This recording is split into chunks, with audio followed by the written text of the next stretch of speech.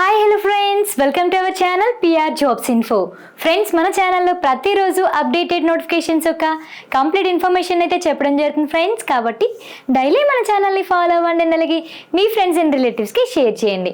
ఈరోజు వీడియోలో మనం ఏం తెలుసుకుందామంటే మహాభాగవతంలోని ప్రథమ స్కందం గురించి డీటెయిల్డ్గా తెలుసుకుందాం. సో ప్రథమ స్కందంలోని అసలు పూర్తి వివరాలు అనేది ఏముంటాయి, ప్రథమ స్కందం దేని గురించి తెలుపుతుంది, ఇవన్నీ కూడా మనం క్లియర్గా తెలుసుకుందాం. ఓకేనా? సో లేట్ చేయకుండా వీడియోలోకి వెళ్ళిపోదాం. సో ఫస్ట్ చూడండి గాయస్, మనకి ఇక్కడ ఈ స్కందం అనేది ఎక్కడ స్టార్ట్ అవుతుంది అంటే నైమిషారణ్యంలో సౌనకాది మహర్షులందరూ కూడా సూత మహర్షి దగ్గరకు వెళ్తారు. సూత మహర్షి దగ్గరికి వెళ్ళి మహాభాగవతం యొక్క కథను వివరించమని సౌనకాది మహర్షులు సూత మహర్షికి అడగడం జరుగుతుంది. అప్పుడు సూత మహర్షి వెంటనే శ్రీకృష్ణుడికి సుఖ మహర్షికి ప్రణామం చేసుకొని కథను ప్రారంభించడం జరుగుతుంది. సో ఇక్కడి నుంచి ప్రథమ స్కందం అనేది స్టార్ట్ అవ్వడం జరుగుతుంది. ఓకేనా?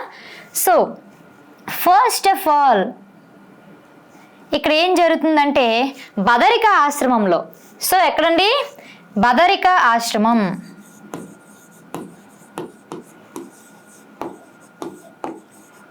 బదరిక ఆశ్రమంలో ఉన్న వ్యాస మహర్షి ఎవరు? వ్యాస మహర్షి. సో వ్యాస మహర్షి చాలా పురాణాలు, మహాభారతం, వేదాలు, ఉపనిషత్తులు ఇవన్నీ కూడా రచించారు. అయినా సరే ఆయన మనసులో ఏదో ఇంకా తెలియని వెలితి అయితే చోటు చేసుకుంది. సో అసలు ఈ మనసులో చోటు చేసుకునే ఈ వెలితికి కారణం ఏంటని వ్యాస మహర్షి చింతనగా ఆలోచిస్తున్న సమయంలో అక్కడికి మన నారద మహర్షి విచ్చేయడం జరుగుతుంది. సో నారద మహర్షి వ్యాస మహర్షితో ఏమంటున్నారంటే, ఓ వ్యాస మహర్షి, మీరు సకల ధర్మాలను కర్మకాండాలను వివరించారు, కానీ భగవంతుని యొక్క దివ్య లీలలను ఆయన దివ్య కథలను వివరించలేదు. సో అందువలనే మీ మనసులోని ఈ తీవ్రమైన వెలితి చోటు చేసుకుంది, అందువలనే ఈ అసంతృప్తి మీ మనసులో ఉంది. కావున ఆ భగవంతుని యొక్క సాక్షాత్తు రూపమైన శ్రీకృష్ణుడి యొక్క దివ్య లీలలను సకల కథలను వివరించండి. దాని ద్వారా మీ అసంతృప్తి తీరిపోయి సంపూర్ణత కలుగుతుంది అని నారద మహర్షి వ్యాస మహర్షితో చెప్పడం జరుగుతుంది. అండ్ తరువాత శ్రీకృష్ణుడి గాథలను కూడా ఆయన వివరించడం జరుగుతుంది. అప్పుడు వ్యాస మహర్షి ఏం చేశారు అంటే తీవ్రమైన తపస్సు చేశారు. సో తీవ్రమైన ధ్యానం చేసి శ్రీకృష్ణుడి యొక్క లీలలను దివ్య కథలను కూడా అంతర్ధానంతో తెలుసుకుంటాడనమాట. సో అంతర్ధ్యానం చేసి శ్రీకృష్ణుడి యొక్క లీలలను దివ్య కథలను వ్యాస మహర్షి తెలుసుకొని అదే ఆత్మశక్తితో సుఖ మహర్షికి బోధించడం జరుగుతుంది. ఏంటి? శ్రీకృష్ణుడి యొక్క లీలలను అండ్ అతని దివ్య కథలను సుఖ మహర్షికి కూడా వివరించడం జరుగుతుంది. తద్వారా ఎక్కడ మనకి కథ స్టార్ట్ అవుతుంది. సో ఫస్ట్ మనకి యాదవ నాశనం. సో యాదవ నాశనానికి ముఖ్య కారణాలు ఏంటి అంటే ఫస్ట్ది సాంబుని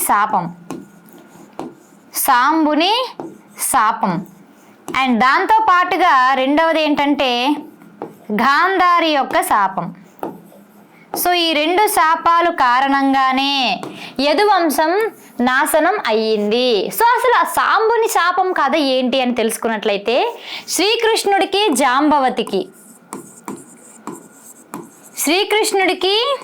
జాంబవతికి పుట్టిన కుమారుడైన సాంబుడు ఏం చేశాడంటే అల్లరి పనులు ఎక్కువగా చేసేవాడండి. అండ్ శ్రీకృష్ణుడి రాజ్యపాలనలో యదువంశం చాలా చక్కగా ఆహ్లాదకరంగా జీవించసాగింది. కానీ ఇదే అహంకారంతో యాదవులలో అహంకారం, అల్లరి పెరిగిపోయాయి. దానివల్ల ఏం జరిగిందంటే ఒకానొక సమయంలో ద్వారకను దర్శించడానికి కొందరు మహర్షులు వస్తారండి. ఎవరెవరు అంటే కణ్వ మహర్షి, వశిష్ఠ మహర్షి అండ్ దుర్వాస మహర్షి. వీళ్ళందరూ కూడా ద్వారకను సందర్శించడానికి వస్తారు. అయితే సాంబుడు ఏం చేశాడు వాళ్ళ స్నేహితులతో కలిసి అంటే వాళ్ళని ఆట పట్టించాలనేసి ఒక స్త్రీ వేషం ధరించాడు, అది కూడా గర్భిణీ వేషం. సో గర్భిణీ స్త్రీ వేషం వేసి తన స్నేహితులతో ఆ మహర్షులందరి దగ్గరికి కూడా వెళ్ళడం జరుగుతుంది. వెళ్ళి వాళ్ళ స్నేహితులు ఏం చెప్తారంటే, మహర్షులారా, మీ దివ్య శక్తులతో ఈ స్త్రీకి ఎవరు పుడతారు, మగపిల్లడు పుడతారా లేదా ఆడపిల్ల పుడుతుందా అనే క్వశ్చన్ అయితే మనకి మహర్షులకు వేస్తారు. సో వాళ్ళందరూ దివ్య శక్తితో తెలుసుకుంటారు ఇదంతా నాటకం అనేసి. సో ఆ మహర్షులందరికీ చాలా కోపం వస్తుంది. అప్పుడు ఆ కోపంతో ఏం చేస్తారు అంటే, సాంబునికి ఇనుప ముసలం పుడుతుంది, ఇనుప రోకలి జన్మించడం జరుగుతుంది సాంబునికి అని శాపం అయితే వేస్తారు. అండ్ ఆ ముసలంతోనే యదువంశం మొత్తం కూడా నాశనం అవుతుంది అని శాపం అయితే సాంబునికి యదువంశానికి పెట్టడం జరుగుతుంది. సో ఇది యదువంశానికి ఒక ముఖ్య ఘటనగా మనం చెప్పుకోవచ్చు. సో అప్పుడు యాదవులందరూ భయపడిపోతారు. సో ఈ ఇనుప ముసలం ద్వారా ఏంటంటే, అది ఇనుప ముసలం అంటే రోకలి. సో దీని ద్వారా యదువంశం మొత్తం నాశనం అయిపోతుందని భయపడి వాళ్ళంతా ఏం చేస్తారంటే, ఆ ఇనుప ముసలాన్ని పొడి చేసి సముద్రంలో పారవేస్తారు. అప్పుడు అది ఏం జరిగింది, అది అలా కొట్టుకొచ్చి సముద్ర తీరంలోని రెల్లుగడ్డిలా పెరగసాగింది. సో బలమైన రెల్లుగడ్డిలా పెరుగుతుంది. సో తరువాత సమయంలో ఏం జరిగిందంటే, కురుక్షేత్ర యుద్ధం తర్వాత ఈ యదువంశంలోనే ఉండే వాళ్ళందరూ కూడా కళ్ళు తాగి మద్యపానం చేసి వాళ్ళలో వాళ్ళే గొడవలు పడి కలహాలు పెట్టుకొని ఒక సముద్ర తీరానికి వెళ్ళి ప్రభాస తీరం, అదే ఎక్కడండి, ప్రభాస తీర్థం.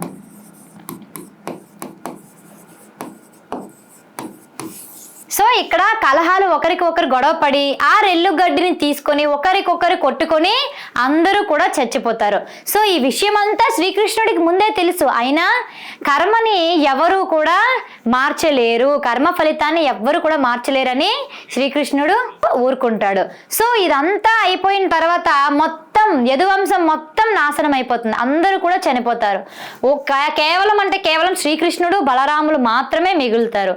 సో యదువంశం వినాశనం చూసి బలరాముడు మదిలోనే చాలా విరక్తి పొంది ఆవేదన పొంది ఏం చేస్తాడు, సముద్ర తీరం గుండా అడవిలోకి వెళ్ళిపోతాడు.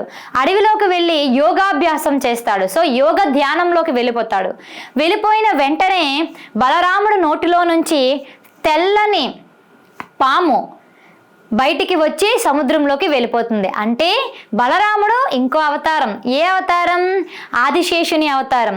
సో ఈ బలరాముని దేహాన్ని వదిలి తన ఒరిజినల్ అవతారానికి ఆయన వెళ్ళిపోయి సముద్రంలోకి వెళ్ళిపోవడం జరుగుతుందన్నమాట. ఆయన అవతారం చాలించడం జరుగుతుంది. అండ్ తరువాత శ్రీకృష్ణుడు బాధతో అలాగా అడవిలోనికి వెళ్ళి ఒక చెట్టు కింద కూర్చొని అలా ఆలోచిస్తూ ఉంటాడు. సో తనకి కూడా అర్థమైపోతుంది కలియుగం స్టార్ట్ అయిపోతుంది, సో కలియుగం ప్రారంభం అయిపోతుంది, ఇక ఈ అవతారాన్ని చాలించాలని శ్రీకృష్ణుడు మధ్యలో ఆలోచిస్తుండగా వేటగాడు శ్రీకృష్ణుడి పాదాన్ని జింక అనుకొని పొదలలో నుంచి బాణాన్ని విసరగా అది శ్రీకృష్ణుడి పాదానికి తగులి రక్తం ధారలై పొంగుతుంది. తరువాత వేటగాడు దగ్గరకు వెళ్ళి శ్రీకృష్ణుడు అని తెలుసుకొని చాలా బాధపడి క్షమించమని వేడుకుంటాడు. శ్రీకృష్ణుడు వేటగాడిని ఓదార్చి, ఇందులో నీ తప్పు ఎటువంటిది లేదు, నా మరణానికి ఎటువంటి కారణం కూడా నువ్వు కాదు, ఆ పాపం నీకు అస్సలు ఎటువంటిది కూడా ముట్టదు, ఇది నా కర్మ ఫలితం. త్రేతాయుగంలోని నేను చెట్టు వెనక నుంచి వాలిని సంహరించడం, ఆ కర్మ అనేది నేను ద్వాపర యుగంలో అనుభవించాల్సి ఉంది, అందువలనే నాకు ఇది జరిగింది అని చెప్పి శ్రీకృష్ణుడు అవతారాన్ని చాలించడం జరుగుతుందన్నమాట. సో ఇక్కడతో శ్రీకృష్ణుడి నిర్యాణం జరిగి యదువంశం పూర్తిగా నాశనం అయిపోతుంది. ఓకేనా? సో నెక్స్ట్, సో శ్రీకృష్ణుడి మరణానంతరం యదువంశం నాశనం అయిపోయిన తర్వాత శ్రీకృష్ణుడు, ధర్మరాజు, మిగిలిన పాండవులు అందరూ కలిపి చాలా బాధపడుతుంటారు. వాళ్ళలోని అసలు అర్జునుడు ఇంత బలవంతుడై ఉండి కూడా వారిని ఎవ్వరిని కూడా ఆపలేకపోయాడు. ఎటువంటి అధర్మాన్ని కూడా తను ఆపలేకపోయాడు. అందువలన శ్రీకృష్ణుడు నిర్యాణాన్ని కూడా ఆపలేకపోయినందువలన ధర్మరాజు అర్జునుడు చాలా బాధపడి ఇక కలియుగం ప్రారంభం అయిపోతుంది, ఈ భూమి మీద మనం జీవించలేమని చెప్పి మహాప్రస్థానానికి బయలుదేరుతారు. సో పాండవుల మహాప్రస్థానం ఇక్కడ స్టార్ట్ అవుతుంది. సో ద్రౌపదితో సహా పాండవులందరూ కలిపి హిమాలయాలకు వెళ్తారు. హిమాలయాలకు అలా వెళ్తూ కూడా ఒక్కొక్కరు తన ప్రాణాలను విడిచిపెడతారు.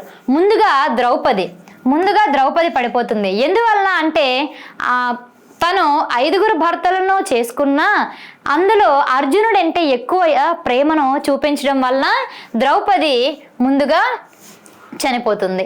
అండ్ దాని తర్వాత ఎవరంటే నకులుడు సహదేవుడు. సో నకులుడు సహదేవుడు ఎందుకంటే వాళ్ళకి అందం ఎక్కువ, జ్ఞానం ఎక్కువ అనే కొంచెం అహంకారం అయితే ఉంటుంది. సో దానివల్ల నకులుడు సహదేవుడు ప్రాణత్యాగం చేస్తారు. అండ్ దాని తర్వాత భీముడు ఎలా అంటే తను ఎక్కువగా బలవంతుడు అనే అహంకారం అండ్ తను ఎక్కువగా అవతల వాళ్ళ గురించి కూడా ఆలోచించకుండా ఎక్కువ తినడం వలన తనకి అది ఉండడం వలన ఆయన ప్రాణాన్ని విడిస్తారు.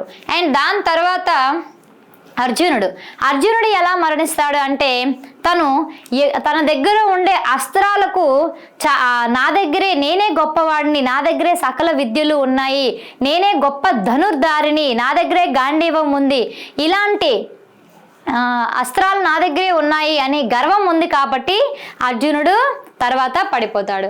సో లాస్ట్కి మనకి ధర్మరాజు తనతో పాటు వీళ్ళతో పాటు వచ్చే కుక్క. సో ఈ కుక్క ధర్మరాజు ఆఖరికి చేరుకుంటారు. సో వీళ్ళ దగ్గరికి ఇంద్రుడు వచ్చి ధర్మరాజుని ఈ రథంలోకి ఎక్కమంటాడు, కానీ మాత్రం రావడానికి ఒప్పుకోడు. అప్పుడు ధర్మరాజు ఏంటంటే ప్రతి కష్టంలోను సుఖంలోను తిను మాతోనే ఉంది, తిను రాకుండా నేనైతే రాను అని చెప్తాడు. అప్పుడు ఆ కుక్కే యమధర్మరాజు రూపంలో వచ్చి ధర్మరాజుని యమలోకానికి తీసుకెళ్తాడు. యమలోకాన్ని ధర్మరాజు సందర్శించడానికి ఒక కారణం ఉంది. ఎందుకంటే కురుక్షేత్రంలోని ధర్మరాజు అశ్వత్థామ హతః కుంజరః అనే మాటని వాడతారు కదండి. సో దాని వలన యమలోకం సందర్శించడం అనేది అతనికి ఒక పరీక్ష అంటే శిక్షగా అనుభవించడం జరిగిందనమాట. సో అక్కడ తన పాండవులందరూ కూడా యమలోకంలో సకల కష్టాలు పడతా ఉంటారండి. అయితే ఏంటి నా పాండవులందరూ నా తమ్ముళ్ళందరూ ఇక్కడే కష్టాలు పడుతున్నారు అని యమధర్మరాజుని అడగగా అండ్ స్వర్గలోకంలో దుర్యోధనుడు వారి 100 మంది సోదరులు కూడా విలాస జీవితాన్ని గడుపుతున్నారు. ఇది ఏంటి అని వీళ్ళని అడగ్గా ధర్మరాజుకి సమాధానం ఏమని చెప్తారంటే ఇంద్రుడు యమధర్మరాజు దుర్యోధనుడు అండ్ అలాగే వారి సోదరులు కురుక్షేత్ర యుద్ధంలో వీరమరణం పొందారు కాబట్టి వాళ్ళు స్వర్గానికి చేరుకున్నారు. పాండవులు చేసే చిన్న తప్పుల వల్ల కర్మల్ని అనుభవించాలి తప్పదు కాబట్టి వీరు యమలోకంలోనే ఉన్నారు అని చెప్తారు.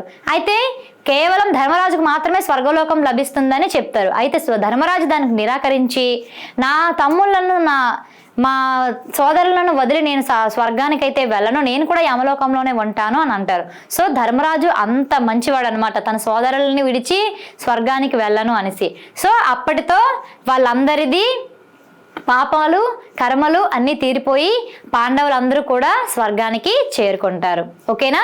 సో దీంతో ఏం చెప్తున్నారంటే ఎంత మంచివారైనా ఎంత మంచితనంతో ఉన్నా ఎన్ని మంచి పనులు చేసినా వాళ్ళు చేసే చిన్న తప్పులకు కర్మలు అనుభవించాల్సిన పని ఖచ్చితంగా ఉంది. ఎవరైనా సరే కర్మని విడిచిపెట్టి వెళ్ళలేరు, ఖచ్చితంగా ఆ కర్మని అనుభవించాల్సి ఉంటుంది. ఓకేనా? సో దాని తర్వాత నెక్స్ట్ పరీక్షిత్తు. సో పరీక్షిత్తుది ఇక్కడ స్టార్ట్ అవుతుంది. సో కురుక్షేత్ర యుద్ధం తర్వాత అశ్వత్థాముడు పాండవుల మీద కోపంతో మిగిలి ఉన్న వారసత్వం ఎవరంటే ఉత్తర గర్భంలోని పరీక్షిత్తు. సో ఆ పరీక్షిత్తును చంపాలని అశ్వత్థామ ఏం చేస్తారు అంటే బ్రహ్మాస్త్రాన్ని పరీక్షిత్తు మీదకి అంటే ఉత్తర గర్భంలోనికి బ్రహ్మాస్త్రాన్ని విడిచిపెడతారు. సో దానికి ఆగ్రహించిన శ్రీకృష్ణుడు ఏం చేస్తాడంటే ఉత్తర గర్భంలోనికి సూక్ష్మ రూపంలోకి వెళ్ళి ఆ బ్రహ్మాస్త్రం యొక్క వేడిని తన సుదర్శన చక్రంతో ఆపి పరీక్షిత్తుని కాపాడుతాడు. సో పరీక్షిత్తుకి ఎందుకు పరీక్షిత్తు అని పేరు వచ్చిందంటే గర్భంలోనే శిశువు రూపంలోనే భగవంతుని రూపం చూశారు కాబట్టి. అండ్ దాంతో పాటుగా ఈ బ్రహ్మాస్త్రాన్ని శిశువు రూపంలోనే తనను చావు నుంచి తప్పించుకున్నాడు కాబట్టి తనని పరీక్షిత్తు అని అనడం జరుగుతుందన్నమాట. సో పరీక్షిత్తుకి ఈ మహాప్రస్థానానికి ముందు పాండవులంతా కలిపి మా పరీక్షిత్తుకి కురువంశంని చక్రవర్తిగా చేసి వాళ్ళు మహాప్రస్థానానికి వెళ్ళిపోతారు. సో అప్పటి నుంచి పరీక్షిత్తు ఎంతో నిబద్ధతతో ప్రజలందరినీ తన కన్నబిడ్డల వలె ధర్మపరంగా పరిపాలిస్తూ ఉంటాడు. దాని తర్వాత ఏం జరుగుతుందంటే కొద్ది కాలానికి పరీక్షిత్తు అడవిలోనికి వెళ్తూ ఉండగా ఒక పురుషుడు ఆవుని కొట్టడం జరుగుతుంది. చాలా హింసాత్మకంగా కొట్టడం జరుగుతుంది. సో అది చూసి పరీక్షిత్తుకు చాలా కోపం వచ్చి తన దగ్గరికి వెళ్ళి ఎవరు నువ్వు, ఎందుకు ఆ ఆవుని కొడుతున్నావు అని అడగా ఈయన నేను కలిపురుషుడిని, నేను అధర్మాన్ని చేయాలి కాబట్టి ఈ ఆవుని హింసిస్తున్నాను అని అంటాడు. అప్పుడు పరీక్షిత్తుకు చాలా కోపం వచ్చి తనకి శాపం, తనకి కలిపురుషుడిని చంపడానికి వెళ్తున్నప్పుడు కలిపురుషుడు భయపడిపోయి నన్ను క్షమించండి మహాప్రభు వేడుకుంటుండగా అప్పుడు ఏం చేస్తారంటే పరీక్షిత్తు నువ్వు కలిపురుషుడు కాబట్టి నీకు 5 స్థానాలను ఇస్తున్నాను. బంగారం అండ్ మద్యం, అక్రమ సంబంధాలు, జోదం, మాంసం ఎక్కడైతే ఉంటాయో నువ్వు అక్కడే ఉండాలి, ఇంకెక్కడా ఉండకూడదు అనే నిబద్ధతను పరీక్షిత్తు కలిపురుషుడికి చెప్పడం జరుగుతుంది. తద్వారా కలిపురుషుడు అడవుల్లోకి ఒకసారి వేటకు వెళ్ళడం జరుగుతుంది. సో చాలా అలసిపోయి దాహంతో ఆకలితో ఉంటాడు. అప్పుడు ఏం చేస్తాడంటే సో ఆ ఆకలితో ఉంటాడు కదండి. సో అక్కడ దగ్గరలో ఉన్న శమీక మహర్షి ఆశ్రమానికి వెళ్తాడు. ఎవరండి? శమీక మహర్షి. శమీక మహర్షి దగ్గరకు వెళ్తాడు. ఈ శమీక మహర్షి దగ్గరికి వెళ్ళి ఆయన ఏం చేస్తారు, ఆయన శమీక మహర్షి తపస్సులో ఉంటాడు. తపస్సులో ఉన్నా సరే పరీక్షిత్ ఏం చేస్తాడు, నాకు ఆకలిగా ఉంది, దాహంగా ఉంది, కొంచెం మంచినీళ్ళు ఏదైనా ఇవ్వండి అని అడగగా ఆయన ధ్యానంలో ఉండడం వల్ల ఆయన కదలడు. సో దానికి కోపించిన పరీక్షిత్తు అక్కడ దగ్గరలోనే చనిపోయి ఉన్న పాముని తీసుకొని శమీక మహర్షి మెడలో వేసి వెళ్ళిపోతాడు. తర్వాత వచ్చిన శృంగి, సో శమీక మహర్షి కుమారుడైన శృంగి మహర్షి అంతర్ధానంతో విషయాన్ని తెలుసుకుని కోపించి పరీక్షిత్తుకి ఒక శాపం ఇస్తాడు. 7 రోజుల్లో తక్షకుడు అనే సర్పరాజు కాటు వలన పరీక్షిత్తు మరణిస్తాడు అని ఇక్కడ పరీక్షిత్తుకి శృంగి మహర్షి, ఎవరండి ఇతను? శృంగి మహర్షి. శృంగి మహర్షి పరీక్షిత్తుకు శాపం అనేది ఇవ్వడం జరుగుతుంది. సో ధ్యానంలో నుంచి బయటకు వచ్చిన శమీక మహర్షి శృంగి మహర్షికి జరిగిందంతా తెలుసుకొని శృంగికి వెంటనే నువ్వు చేసింది చాలా తప్పు, కనీసం ఈ శాపాన్ని తిరిగి తీసుకోవడం అవ్వదు కానీ తనకి ఈ విషయాన్నైనా చెప్పు అని చెప్పడంతో శృంగి మహర్షి ఏం చేస్తారంటే తన సేవకులు ఉంటారు కదండి, వాళ్ళని పరీక్షిత్తు దగ్గరికి పంపించి జరిగిందంతా చెప్తారు. సో పరీక్షిత్తు 7 రోజుల్లోనే మరణిస్తాడు. ఇది తథ్యం అని తెలుసుకున్న తర్వాత చాలా బాధపడి చాలా వైరాగ్యంతో గంగా నది తీరం దగ్గరికి వెళ్ళి చాలా బాధపడుతూ ఉంటాడు.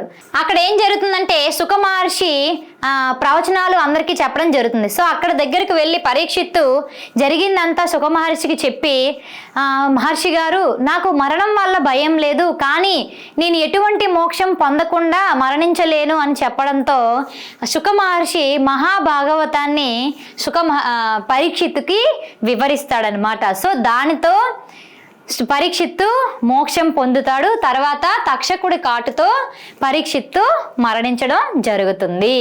సో ఇదన్నమాట ప్రథమ స్కందంలో ఉండే పూర్తి వివరాలు. సో గాయ్స్, ఇప్పటి వరకు మీకు ఈ ప్రథమ స్కందం గురించి పూర్తిగా అర్థమైందనే నేను అనుకుంటున్నాను. సో రేపు వీడియోలో మనం ద్వితీయ స్కందం గురించి తెలుసుకుందాం. సో మీ అందరి కోసం మన పిఆర్ జాబ్స్ ఇన్ఫోలో విజయదశమి సందర్భంగా దసరా ఆఫర్స్ అయితే పెట్టడం జరిగింది. అది కూడా 50% ఆఫర్స్తో మీ ముందుకు పిఆర్ జాబ్స్ ఇన్ఫో వచ్చింది. So AP endowment grade paper 1 and 2 full course వచ్చేసి మీకు 1500కే ఇవ్వడం జరుగుతుంది. సో ఇందులో ఏమేమి ఉంటాయి అంటే general studies and mental ability పూర్తి కంటెంట్ అండ్ అలాగే Hindu philosophy and temple system full content and అలాగే దీనికి సంబంధించిన మెటీరియల్ పిక్చర్ ఓరియంటల్గా అంటే మీకు మహాభారతం, రామాయణం, భాగవతం మీ కళ్ళ ముందే జరిగే విధంగా పీపీటీస్ ఉంటాయి. డెమో పీపీటీస్ కూడా ఉన్నాయి చూడండి అండ్ అలాగే డెమో క్లాసెస్ కూడా ఉన్నాయి చూడండి. అండ్ దీంతో పాటుగా టెస్ట్ సిరీస్ 50,000. సో ఏంటంటే జనరల్ స్టడీస్ అండ్ దాంతోపాటుగా హిందూ ఫిలాసఫీ టెంపుల్ సిస్టమ్ రెండు కలిపి 50,000 బిట్స్ వరకు మీకు దగ్గరలో ఇస్తున్నాం టెస్ట్ సిరీస్ రూపంలో. సో ఈ కోర్స్ చాలా చాలా బెస్ట్ కోర్స్ అండి. ఎక్కడ కూడా మీకు ఏ టాపిక్ కూడా చదివినట్టుగా ఉండదు, చాలా ఇంట్రెస్ట్గా చెప్పడం జరిగింది. సో మీరు డెమో క్లాసెస్ ఉన్నాయి, పీడిఎఫ్స్ కూడా ఉన్నాయి చూడండి డెమోగా. And AP endowment paper 2. So paper 2 అనేది మీకు చాలా అందరికీ కష్టంగా ఉంటుంది, ఎందుకంటే రామాయణం, మహాభారతం, వేదాలు అండ్ వైదిక సంస్కృతి, దేవాలయ ఆదాయాలు అండ్ ఇవన్నీ కూడా మీకు చాలా కష్టంగా ఉంటాయి. కాబట్టి ఇవి మేము కేవలం 999 రూపీస్కి ఇచ్చాం. Free demo classes, free demo material కూడా ఉంది, మీరు ఒకసారి చూడండి. And Hindu philosophy temple system నుంచి 20,000 బిట్స్ కూడా మీకు ఇవ్వడం జరుగుతుంది. And RRB any course. So railway group డికి ప్రిపేర్ అవుతున్న ప్రతి ఒక్కరూ కూడా మనకి కేవలం 750కే మేము కోర్స్ని అయితే ఇస్తున్నాం, 1500 రూపీస్ది. ఈ కోర్సులో ఏముంటుంది అంటే టోటల్ ఎన్సీఈఆర్టీ కంటెంట్. సో రైల్వేకి అవసరం ఏ బుక్స్ నుండి చదవాలి? ఎన్సీఈఆర్టీ. ఆ ఎన్సీఈఆర్టీ కంటెంట్ నుంచి తయారు చేసిన ఫుల్ ఎన్సీఆర్టీ కంటెంట్ అండ్ అలాగే దాంతో పాటుగా 1,00,000 బిట్స్ అయితే ఇవ్వడం జరుగుతుంది. అండ్ మెటీరియల్ కూడా అందచేస్తున్నాం. అండ్ దాంతో పాటుగా PYQ questions explanation videos, physics, chemistry problem explanation videos పెట్టడం జరిగింది. సో ఈ 750 rupees course free demo classes కూడా ఉన్నాయి, మీరు అందరూ కూడా ఒకసారి చూడండి. And RRB general science. So general సైన్స్లో వీక్గా ఉండే వాళ్ళు ప్రతి ఒక్కరు కూడా ఈ 500 రూపీస్ కోర్స్ తీసుకోండి. General science full NCERT content and అలాగే 70,000 బిట్స్ అండ్ దాంతో పాటుగా మెటీరియల్ అయితే 500కి ఇస్తున్నాం. And next RRB test series. So ఇది చాలా చాలా ఇంపార్టెంట్ అండి. గ్రూప్ డికి ప్రిపేర్ అయ్యే వాళ్ళు తక్కువ సమయంలో ఎక్కువ మార్కులు తెచ్చుకోవాలంటే ఆర్ఆర్బి టెస్ట్ సిరీస్ కోర్స్ తీసుకోవచ్చు. సో ఇందులో 1,00,000 బిట్స్ ప్లస్ మెటీరియల్ ఉంటుంది, కేవలం 299 రూపీస్కి ఇస్తున్నాం. సో ప్రతి ఒక్కరు కూడా ఈ ఆఫర్స్ని వినియోగించుకోండి. ఏమైనా డౌట్స్ ఉంటే ఈ నెంబర్కి నాకు కాల్ చేయండి. అండ్ అలాగే మన పిఆర్ జాబ్స్ ఇన్ఫోలో ప్రతిరోజు ఈవినింగ్ 7:30కి లైవ్ క్లాస్ అయితే గ్రూప్ డి కోసం పెట్టడం జరుగుతుంది. త్వరలోనే ఎండోమెంట్కి కూడా పెట్టడం జరుగుతుంది. సో ప్రతి ఒక్కరు కూడా ఈ డిస్క్రిప్షన్లో ఇచ్చే లైవ్ వాట్సాప్ గ్రూప్ అనేది ఇవ్వడం జరిగింది. సో అందులో మీరు ఎటువంటి డిస్కషన్స్ అయినా పెట్టుకోవచ్చు. సో ఆ గ్రూప్లో జాయిన్ అవ్వండి. అండ్ దాంతో పాటుగా పిఆర్ జాబ్స్ ఇన్ఫో యాప్ని కూడా డౌన్లోడ్ చేసుకోండి. ఇంకా డౌట్స్ ఏమైనా ఉంటే కామెంట్ చేయండి, లేదంటే కాల్ చేయండి. Guys thank you so much. And రేపటి వీడియోలో మళ్ళీ కలుద్దాం. బాయ్.